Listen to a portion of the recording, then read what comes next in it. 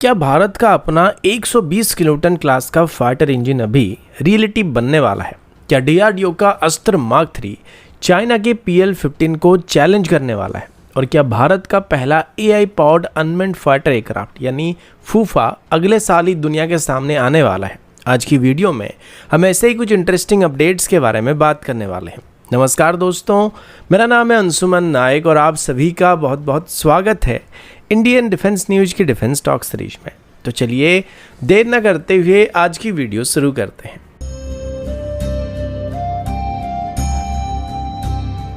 आज की पहली अपडेट भारत के एमका फाइटर प्रोग्राम और future indigenous aero engine programme की तरफ से है। दोस्तों, अभी भारत के 5th जनरेशन फाइटर प्रोग्राम को लेकर एक बहुत ही इंपॉर्टेंट अपडेट सामने आया है। रिपोर्ट्स के मुताबिक रोल्स रॉयस की तरफ से अभी 120 किलोटन क्लास की फाइटर जेट इंजन प्रोग्राम के बारे में कुछ नए डिटेल रिवील किया गया है, जिसको फ्यूचर में एमका के एडवांस वेरिएंट को पावर करने के लिए इस्तेमाल किया जा सकता है। रिपोर्ट के हिसाब से रोल्स रॉयस इंडिया के executive vice president Shashi Mukundan ने ये बात बताया कि फ्यूचर एरो इंजन प्रोग्राम का फाउंडेशन 9 क्रिटिकल टेक्नोलॉजी कंपोनेंट पर बेस्ड होने वाला है।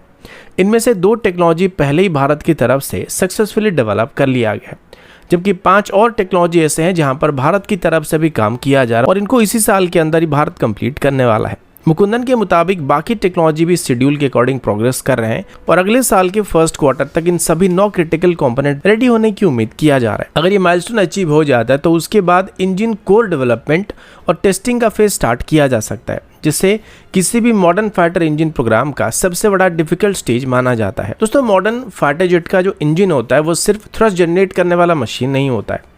इसके अंदर advance metrology, turbine blade technology, high temperature materials, compressor design, thermal management, combustion efficiency और डिजिटल कंट्रोल सिस्टम जैसे बहुत सारे कॉम्प्लेक्स टेक्नोलॉजी का कॉम्बिनेशन इस्तेमाल किया जाता है।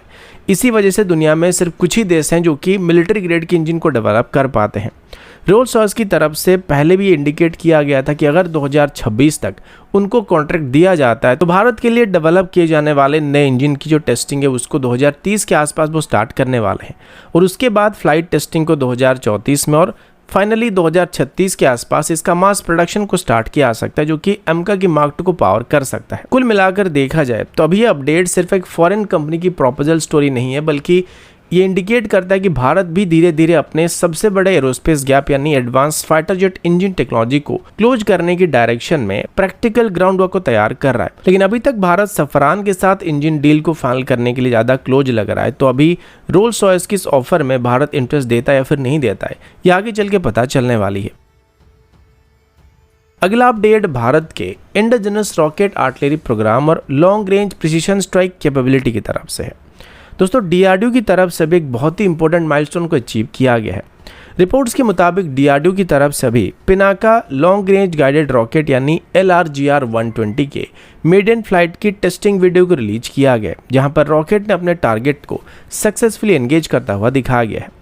दोस्तों, आप सबको पता होगा कि पिनाका सिस्टम पिछले कुछ सालों में इंडियन आर्मी के सबसे इंपॉर्टेंट इंडिजिनस आर्टिलरी प्लेटफॉर्म में से एक बन चुके हैं, लेकिन अभी इसका long range guided version battlefield में और भी ज्यादा डेंजरस कैपेबिलिटी प्रोवाइड कर सकता है। रिपोर्ट के हिसाब से पिनाका LRGR-120 को डीआरडीओ के ARD, HEMRL, RCI और DRDL जैसे लैबोरेटरीज के कोलैबोरेशन से डेवलप किया गया। टेस्ट के दौरान रॉकेट ने अपनी पूरी 120 किलोमीटर की रेंज को सक्सेसफुली डेमोन्स्ट्रेट किया है और फ्लाइट के समय भी सभी प्लान्ड मैन्यूवर्स को परफॉर्म करते हुए टारगेट को एक्यूरेट तरीके से स्ट्राइक किया गया है। Traditional artillery system mostly large area को सैचुरेट करने के लिए इस्तेमाल किया जाते थे, लेकिन अभी गाइडेड पिनाका रॉकेट को स्पेसिफिक हाई वैल्यू टारगेट को प्रिसीजन के साथ हिट करने के लिए इस्तेमाल किया जाने वाला है। अभी हमारे पिनाका रॉकेट की जो सबसे बड़ी प्रॉब्लम है वो इनका रेंज होने वाला है, क्योंकि चाइना और पाकिस्तान अभी 100 किलोमीटर से भी ज़्यादा दूरी तक स्ट्राइक करने वाले रॉकेट को अपने सर्विस में शामिल कर रहे हैं, जबकि एग्जिस्टिंग पिनाका रॉकेट 40 से लेकर 70 किलोमीटर के आसपास स्ट्राइक कर सकते हैं। तो अभी इसका रेंज एनहांसमेंट हमारे लिए सबसे बड़ी पॉजिटिव साइड बनने वाली है। इंटरेस्टिंग बात यह है कि अभी डीआरडीओ सिर्फ 120 किलोमीटर वेरिएंट पर ही काम नहीं करने वाला है, बल्कि आगे चल के इसकी 300 किलोमीटर तक स्ट्राइक करने वाले वेरिएंट को भी डेवलप करने पर डिस्कशन किया जा रहा है। अगला अपडेट भारत के फ्यूचर ड्रोन वॉरफेयर इकोसिस्टम और आत्मनिर्भर डिफेंस इंडस्ट्रीज की तरफ से है। रिपोर्ट्स के मुताबिक पुणे बेस्ड एनाड्रोन सिस्टम लिमिटेड और अमेरिका की leading defence company Kratos defence and security solution के बीच एक स्ट्रेटेजिक पार्टनरशिप को साइन किया गया है। यह एग्रीमेंट 22 जून 2026 को न्यू दिल्ली में फाइनल किया गया था और इस पार्टनरशिप का मेन ऑब्जेक्टिव भारत के रैपिडली ग्रोइंग अनमैन्ड और ऑटोनोमस डिफेंस सिस्टम मार्केट में मिलकर काम करना होने वाला है।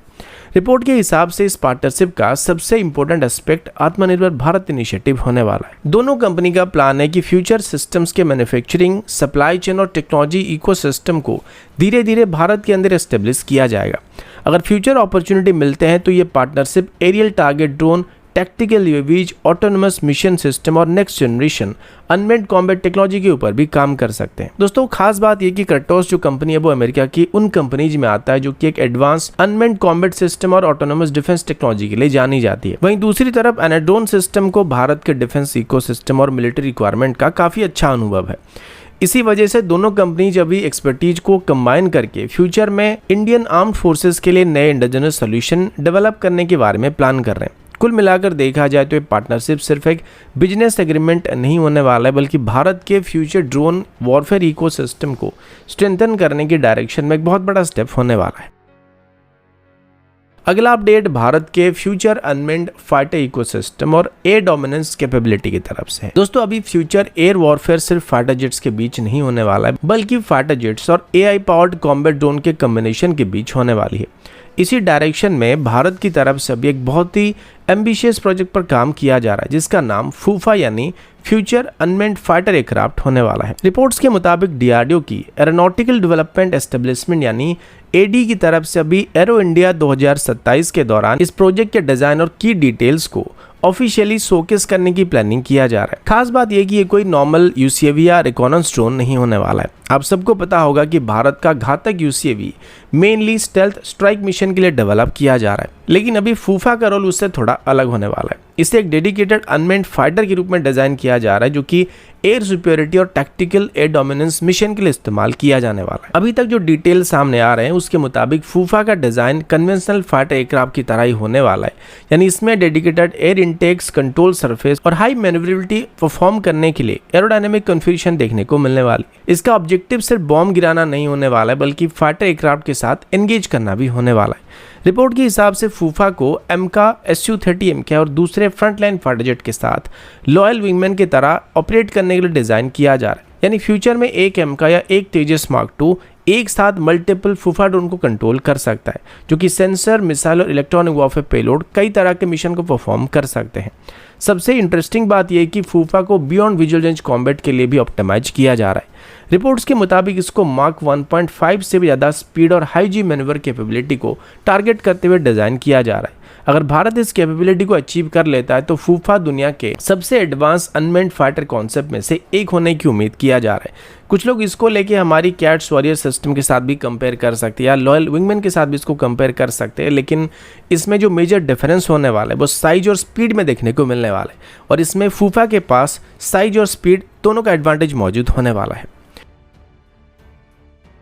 अगला अपडेट भारत के future air to air missile ecosystem की तरफ से है। दोस्तों, अभी डीआरडीओ का अस्त्र मार्क 3 मिसाइल प्रोग्राम धीरे धीरे भारत के सबसे इंपॉर्टेंट मिसाइल प्रोजेक्ट में से एक बनता हुआ दिख रहा है। अक्सर इसे अस्त्र मार्क 1 और अस्त्र मार्क 2 का अपडेटेड वर्जन बोला जाता है, लेकिन रियलिटी में अस्त्र मार्क 3 कंप्लीटली अलग कैटेगरी का मिसाइल होने वाला है। आप सबको पता होगा कि इनिशियली अस्त्र मार्क 1 को लगभग 110 किलोमीटर क्लास का मिसाइल के तौर पर डेवलप किया गया था, जिसको अभी 160 किलोमीटर के आसपास इंक्रीज किया गया है, जबकि अस्त्र मार्क 2 का रेंज अभी 200 से 240 किलोमीटर तक होने वाला है।